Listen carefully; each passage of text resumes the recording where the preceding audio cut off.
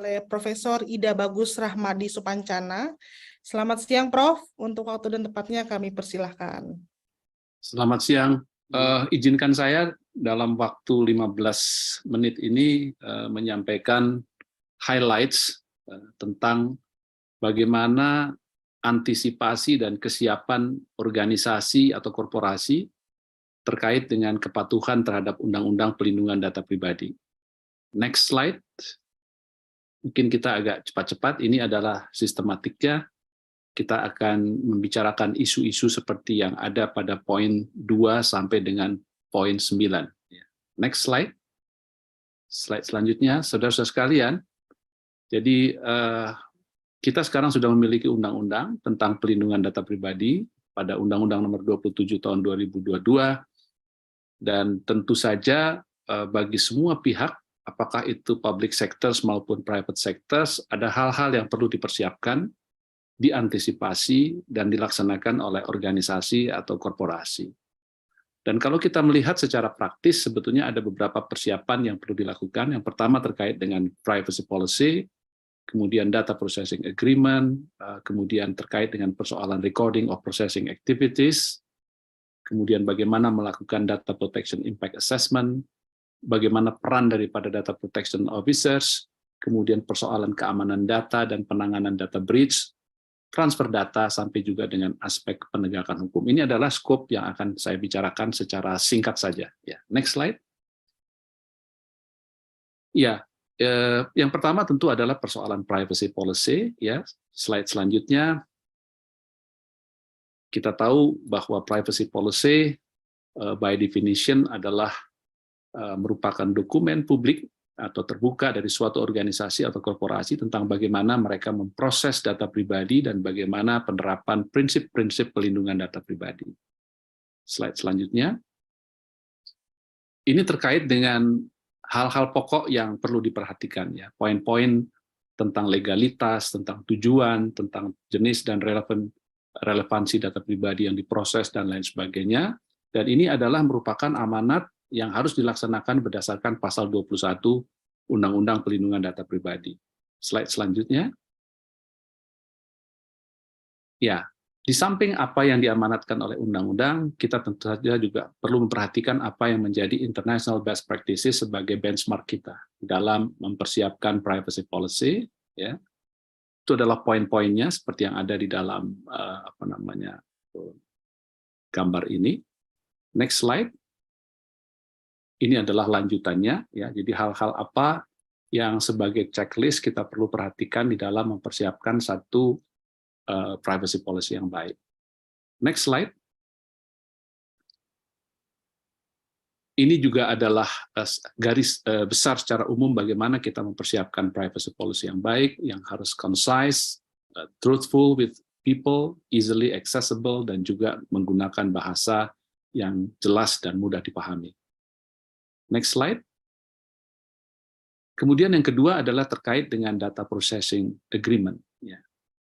Slide selanjutnya, dalam konteks data processing agreement ini kita tentu melihat bagaimana hubungan antara pengendali data dengan pemproses data, di mana pengendali data adalah pihak yang menentukan maksud dan tujuan pemrosesan data, sementara pemproses data bertindak untuk dan atas nama pengendali data sesuai dengan instruksi yang diberikan. Dan kita juga melihat bagaimana hubungan ini dan kaitannya dengan persoalan pertanggungjawaban atau liability. Next slide. Nah, kemudian data processing agreement ini terkait dengan bagaimana pentingnya kontrak antara pengendali data dengan pemproses data, yaitu untuk memformalkan hubungan agar para pihak mengetahui kewajiban dan tanggung jawab masing-masing, serta untuk menunjukkan kepatuhan kepada aturan pelindungan data pribadi. Slide selanjutnya. Ini adalah ketentuan-ketentuan pokok yang perlu diperhatikan, yang perlu ada pada data processing agreement. Next slide. Slide selanjutnya ini terkait dengan bagaimana tips untuk memilih pemproses data kalau memang harus dilakukan melalui proses outsourcing atau alih daya.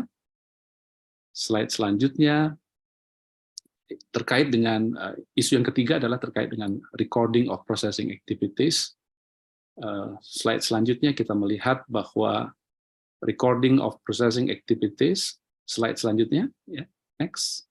Ya, ini kita mengacu kepada ketentuan pasal 31, di mana ada kewajiban dari pengendali data untuk melakukan perekaman terhadap seluruh kegiatan pemrosesan data pribadi. Jadi bagaimana kemudian kita mengimplementasikan kewajiban ini. Slide selanjutnya, ini adalah hal-hal yang kira-kira perlu direcord, ya, direkam. Slide selanjutnya, ini adalah langkah-langkah yang perlu disiapkan untuk melakukan recording of processing activities. Slide selanjutnya, ini adalah bagaimana cara untuk melakukan perekaman. Slide selanjutnya, ini adalah beberapa tips untuk melakukan PROPA. Slide selanjutnya,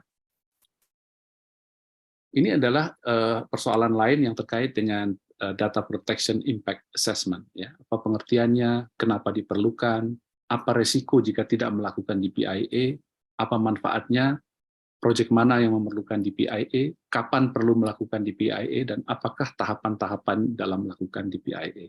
Next slide. Ini adalah pengertiannya, nanti silahkan Bapak dan Ibu sekalian bisa menemukan. Intinya adalah kalau menurut International Association for Impact Assessment merumuskan DPIA sebagai the identification of future consequence of current proposed action. Ya. Next slide. Kenapa perlu dilakukan? Ya, untuk memberikan gambaran tentang arus informasi data pribadi pada proyek yang dilakukan, menganalisis kemungkinan dampak terhadap data atau informasi pribadi, mengidentifikasi dan merekomendasi opsi-opsi yang ada dalam penghindaran, minimalisasi, atau mitigasi dampak negatif, mengembangkan berbagai pertimbangan privasi dalam perancangan proyek sampai dengan mencapai tujuan proyek untuk meningkatkan dampak positif terhadap privacy. Next slide. Sementara itu, kita juga bisa melihat apa resiko jika tidak melakukan DPIA. Yang pertama tentu adalah ketidakpatuhan terhadap aturan PDP secara potensial akan mengarah kepada kebocoran data serta publisitas negatif. Kemudian juga hilangnya kredibilitas karena kurangnya transparansi dalam respons harapan publik dalam penanganan informasi pribadi, kemudian rusaknya reputasi, dan lain sebagainya. Slide selanjutnya. Sementara itu, kita juga melihat berbagai manfaat dari melakukan DPIA. Yang pertama tentu adalah memastikan kepatuhan proyek terhadap aturan PDP, kemudian mencerminkan nilai-nilai masyarakat terkait privasi dan informasi pribadi dalam perancangan proyek, mengurangi biaya di kemudian hari, mengidentifikasi strategi untuk mencapai tujuan proyek tanpa berdampak terhadap privasi, dan lain sebagainya. Slide selanjutnya. Sementara itu, proyek-proyek mana yang kira-kira memerlukan DPIA? Misalnya, proyek yang menggunakan teknologi yang bersifat inovatif, kemudian menggunakan profiling atau kategori data khusus untuk memutuskan akses terhadap suatu layanan, dan lain sebagainya. Ini kira-kira bisa menjadi pertimbangan untuk menentukan proyek-proyek mana yang kiranya memerlukan DPIA. Next slide. Kapan kita perlu melakukan DPIA? Jadi ini harus menjadi bagian integral dari proses perencanaan proyek dan perlu dilakukan sejak awal mungkin, dilakukan di dalam keseluruhan tahapan perencanaan proyek, dan melakukan DPIA harus dilihat sebagai proses yang tidak berakhir pada saat publikasi laporan DPIA. Next slide. Apa tahapan-tahapan dalam melaksanakan DPIA? Ada threshold assessment, plan the DPIA, dan lain sebagainya, sampai dengan respond and review. Ya. Next slide. Selanjutnya adalah hal yang sangat penting dalam konteks kita mempersiapkan Certified Data Protection Officers dan bagaimana peranan Data Protection Officers nanti di dalam memastikan compliance terhadap Undang-Undang Perlindungan Data Pribadi. Next slide, kita mulai dari dasar pengaturan tentang DPO di Indonesia. Banyak dasar aturannya, nanti kita bisa cermati. Kemudian next slide, ini adalah kebutuhan DPO di Indonesia ya, berdasarkan Grand Design Pembentukan Ekosistem Data Protection Officers atau DPO Indonesia yang disusun oleh Direktorat Jenderal Aplikasi Informatika Kemenkominfo tahun 2021. Kira-kira kita membutuhkan sekitar 155.000 DPO di Indonesia.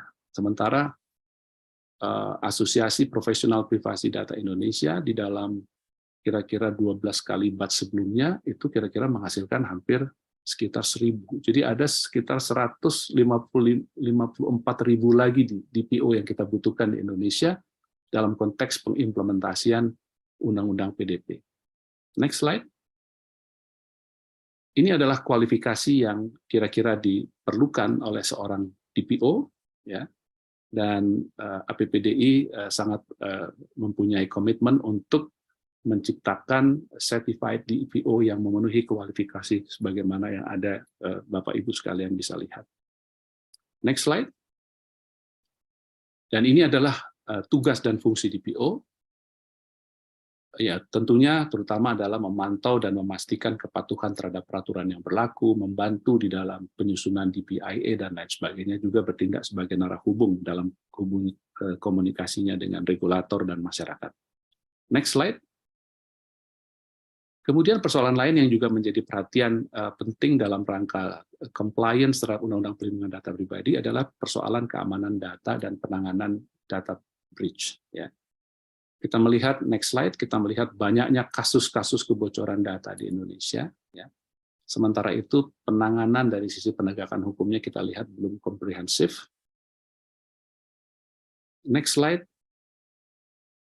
Dan tentu kita perlu di sini melihat bagaimana kewajiban pengendali data terkait dengan keamanan data, sebagaimana yang kita bisa baca pada pasal 35 dan 36 Undang-Undang Perlindungan Data Pribadi, di mana pengendali data pribadi wajib melindungi dan memastikan keamanan data pribadi yang diprosesnya dengan melakukan langkah-langkah tertentu.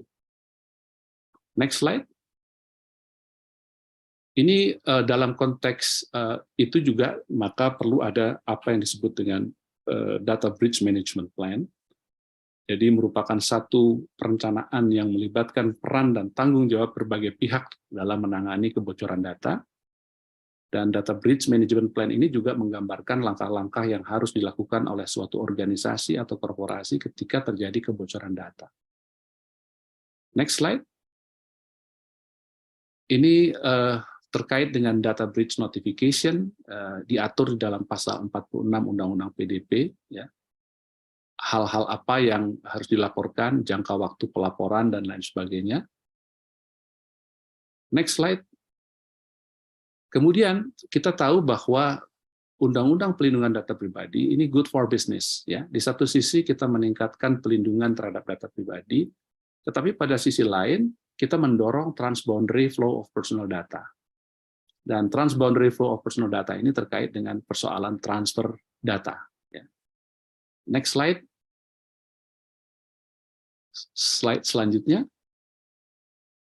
Kita melihat bagaimana pelindungan data pribadi dan transfer data, kemudian bagaimana pengaturan transfer data menurut Undang-Undang Perlindungan Data Pribadi, dan bagaimana pengaturan transfer data menurut EU GDPR sebagai perbandingan. Boleh ke slide selanjutnya? Ya. Jadi pengaturan tentang pelindungan data pribadi merupakan keseimbangan antara pelindungan data pribadi di satu pihak dengan upaya memfasilitasi cross-border flow of personal data yang dibutuhkan dalam rangka bisnis, investasi, keuangan, dan lain sebagainya. Ini adalah pengaturan tentang transfer data menurut Undang-Undang PDP. Kita bisa cermati ada di pasal 55 yang terkait dengan transfer data dalam wilayah Indonesia, dan kemudian ada pasal 6 kalau transfer data itu dilakukan secara cross-border. Slide selanjutnya. Ini adalah pengaturan menurut EU GDPR, bisa kita cermati ada pada pasal 44-47, harus ada adequate level of protection, dan juga providing adequate standards, atau adequate safeguards, dan itu adalah poin-poin yang bisa diperhatikan oleh Bapak dan Ibu sekalian. Next slide. Kemudian terakhir adalah terkait dengan persoalan pengawasan dan penegakan hukum. Slide selanjutnya, next slide. Ya, tentang pengawasan kita coba bandingkan bagaimana menurut EU GDPR, bagaimana menurut Undang-Undang Perlindungan Data Pribadi. Next slide. Ya, menurut EU GDPR dilaksanakan oleh supervisory authority yang bersifat independen, memiliki kewenangan untuk melaksanakan tugas-tugas yang diberikan sesuai dengan ketentuan EU GDPR, Dan tugas-tugasnya antara lain memantau dan menegakkan penerapan aturan GDPR, meningkatkan kesadaran dan pemahaman, memberikan advice, memberikan informasi kepada subjek data tentang hak-haknya, menangani keluhan subjek data, memantau perkembangan ICT terkait PDP, menyusun checklist terkait DPIA, mendorong penyusunan Code of Conduct, mendorong sertifikasi, dan lain sebagainya. Dan dalam menjalankan tugasnya, Supervisory Authority memiliki kekuasaan investigatif, kekuasaan korektif, maupun kekuasaan otorisasi dan advisory. Dan Supervisory Authority dapat mengeluarkan peringatan, teguran, hingga mengenakan denda kepada pelanggaran terhadap PDP. Next slide. Sedangkan menurut Undang-Undang PDP, kewenangan pengawasan dalam implementasi Undang-Undang PDP ini akan dilakukan oleh lembaga yang akan dibentuk berdasarkan peraturan Presiden yang bertanggung jawab kepada Presiden. Ada di pasal 58, dan kita memperoleh informasi dari Kominfo bahwa dalam bulan Agustus ini akan dilakukan konsultasi publik terkait dengan rancangan Perpres ini. Kita tunggu bersama dan harus kita kawal bersama. Ya. Dan tugas dari lembaga ini adalah merumuskan dan menetapkan kebijakan dan strategi PDP, melakukan pengawasan terhadap penyelenggaraan PDP, penegakan hukum administratif, memfasilitasi penyelesaian sengketa di luar pengadilan, dan lain sebagainya. Dan tentu saja lembaga ini memiliki kewenangan yang cukup luas yang bisa kita cermati ada pada pasal 60, dan ketentuan tentang tata cara pelaksanaan dari kewenangan lembaga ini akan diatur oleh satu peraturan pemerintah. Kita juga menunggu ya peraturan pemerintah yang terkait dengan tata cara pelaksanaan kewenangan lembaga dan peraturan presiden yang terkait dengan lembaga. Tentu kita mengharapkan bahwa lembaga ini sifatnya independen karena memang mengatur pihak-pihak baik pada public sector maupun private sector. Slide selanjutnya. Kemudian dalam konteks penegakan hukum kita lihat apa saja kira-kira perbuatan yang dilarang dan bagaimana ketentuan pidananya. Next slide. Ya, ini di dalam pasal 65 dan pasal 66 kita melihat bentuk-bentuk perbuatan yang dilarang. Next slide. Kemudian pada pasal 65 juga kita bisa melihat beberapa ketentuan pidana yang terkait dengan pelanggaran atas perbuatan-perbuatan yang dilarang. Next slide. Ya, saya rasa itu mudah-mudahan tidak terlalu lebih lama dari 15 menit, tetapi saya ingin memberikan satu gambaran secara keseluruhan tentang hal-hal apa yang kita perlu persiapkan, hal-hal apa yang perlu diantisipasi oleh setiap organisasi atau korporasi di dalam rangka melaksanakan dan mematuhi ketentuan Undang-Undang Perlindungan Data Pribadi.